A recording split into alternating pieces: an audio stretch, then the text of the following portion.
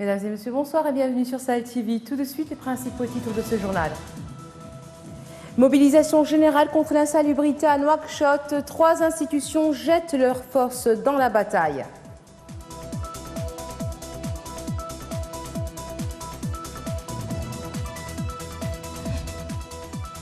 Le ministre de la Santé promet une entière autonomie des hôpitaux. La responsabilité juridique des médecins sera désormais engagée en cas de décès par négligence.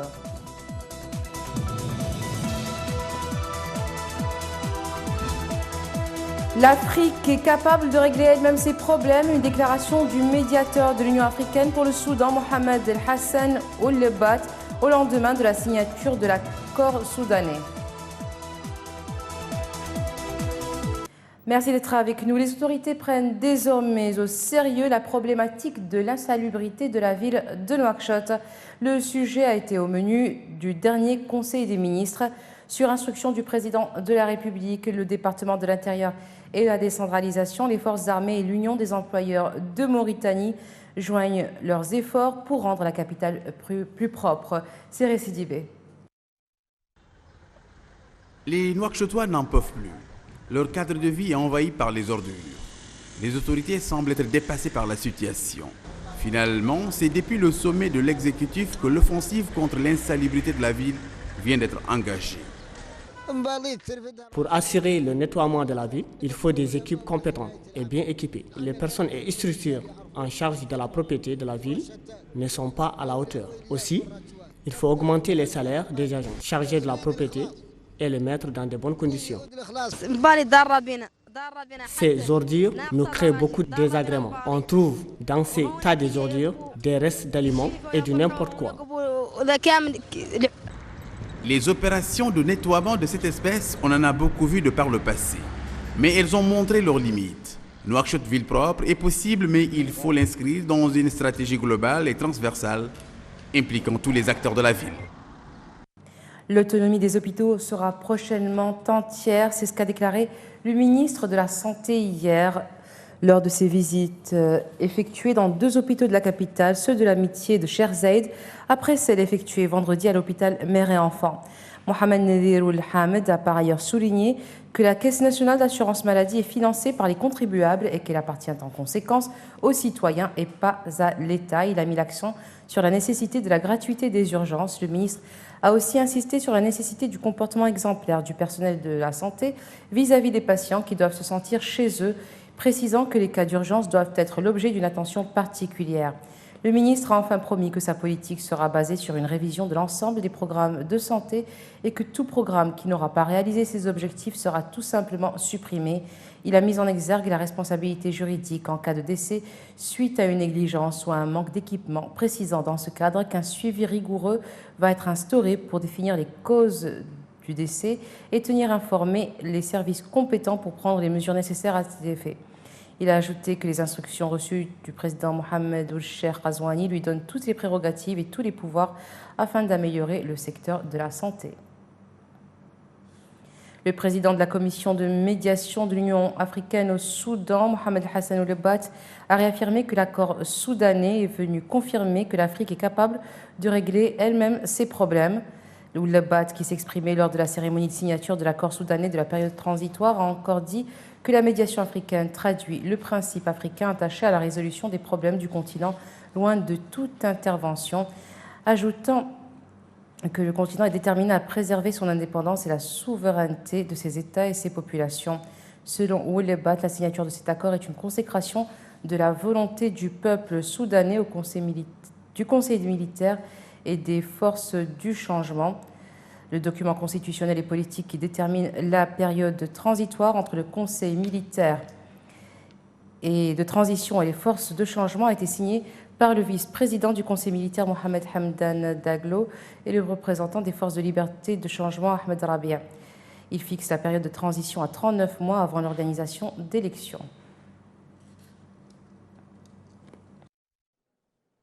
La cérémonie de signature qui a eu lieu dans la capitale soudanaise en présence de nombreux dignitaires étrangers a constitué le plus grand événement du genre à être organisé depuis des années, tranchant avec les années d'isolement du Soudan.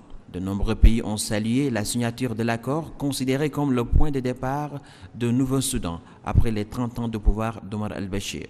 Le chef de la diplomatie américaine, Mike Pompeo, a promis que Washington soutiendrait l'établissement d'un gouvernement qui protège les droits de tous les Soudanais et mène vers des élections libres et équitables. D'après les documents signés hier, plusieurs étapes précéderont les élections prévues en 2022.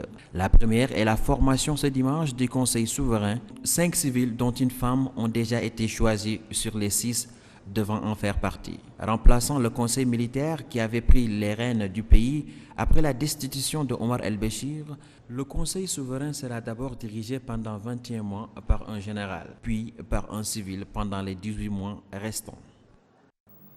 Le président congolais a demandé le soutien des pays de la région afin d'éradiquer les groupes armés hier samedi à l'occasion du 39e sommet de la communauté pour le développement de l'Afrique australe qui se tient à Dar es Salaam en Tanzanie. Félix Tshisekedi avait déjà appelé ses voisins à lutter contre le terrorisme. Il est même allé plus loin. Hier, le chef de l'État a appelé les pays d'Afrique australe à la solidarité pour venir à bout des mouvements armés.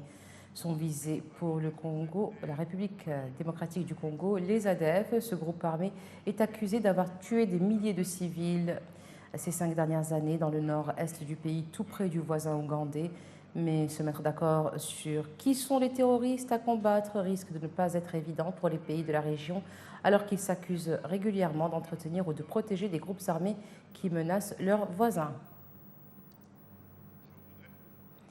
La Jordanie a annoncé avoir convoqué aujourd'hui l'ambassadeur israélien à Amman pour lui transmettre un message de fermeté appelant l'État hébreu à cesser ses violations sur le site de l'esplanade des mosquées à Jérusalem. Gardien des lieux saints musulmans dans la ville sainte, Amman a exprimé auprès de l'ambassadeur Amir Weisbrod sa condamnation et son rejet des violations israéliennes sur l'esplanade des mosquées à Jérusalem-Est, selon un communiqué du ministère jordanien des Affaires étrangères.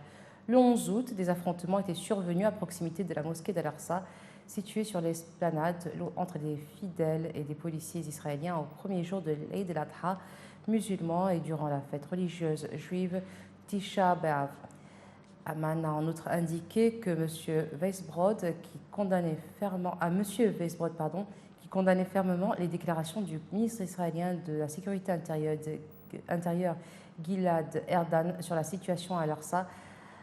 D'après le ministère des Affaires étrangères, M. Erdan a estimé mardi dernier qu'Israël devrait travailler à autoriser les Juifs à prier sur l'esplanade des mosquées dans le cadre d'accords politiques et non par la force, selon le quotidien israélien Haaretz. 3 Palestiniens ont été tués ces dernières heures par l'armée israélienne dans la bande de Gaza. L'accrochage a eu lieu après plusieurs tirs de roquettes en provenance de l'enclave palestinienne, un enchaînement de violences qui, à Gaza, porte toujours le risque de l'escalade. Dans la nuit de vendredi à samedi, une roquette a été tirée de la bande de Gaza.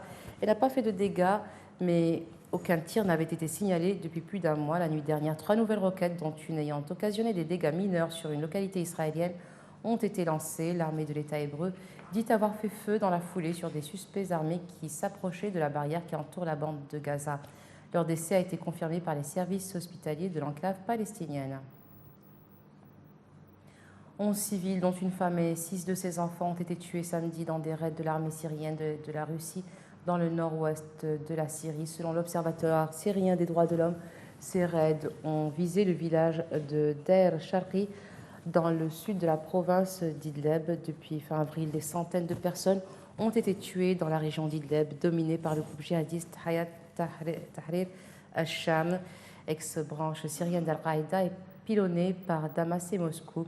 Vendredi, 15 civils, dont 6 enfants, ont été tués dans des raids aériens de Damas et Moscou, notamment sur un camp de déplacés dans le sud d'Idleb. L'ONU, par la voix de son porte-parole à Amman, David Swanson, a fait part de sa grande préoccupation après la récente reprise de la violence dans le nord-ouest de la Syrie.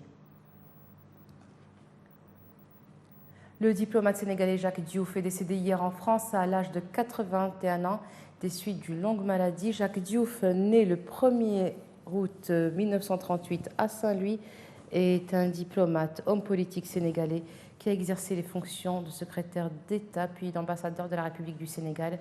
Il a aussi été directeur général de l'Organisation des Nations Unies pour l'alimentation et l'agriculture, la FAO. Sport pour terminer, selon des sources concordantes, un accord a été trouvé entre la Fédération mauritanienne de football et son homologue tunisienne pour la tenue d'un match amical entre les sélections des deux pays. La rencontre devrait avoir lieu le 6 septembre prochain au stade olympique de Rades. Rappelons que les Aigles de Carthage disputeront les éliminatoires de la Coupe d'Afrique des Nations 2021 à partir du mois de novembre. C'est la fin de ce journal. Tout de suite, un rappel des titres. Mobilisation générale contre l'insalubrité à Nouakchott. 3 institutions jettent leurs forces dans la bataille.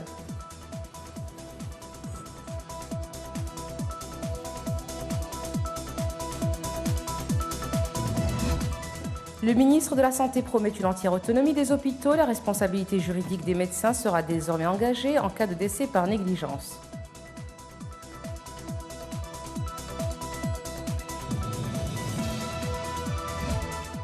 L'Afrique est capable de régler elle-même ses problèmes. Une déclaration du médiateur de l'Union africaine pour le Soudan, Mohamed Hassan Oulebbat, au lendemain de la signature de l'accord soudanais.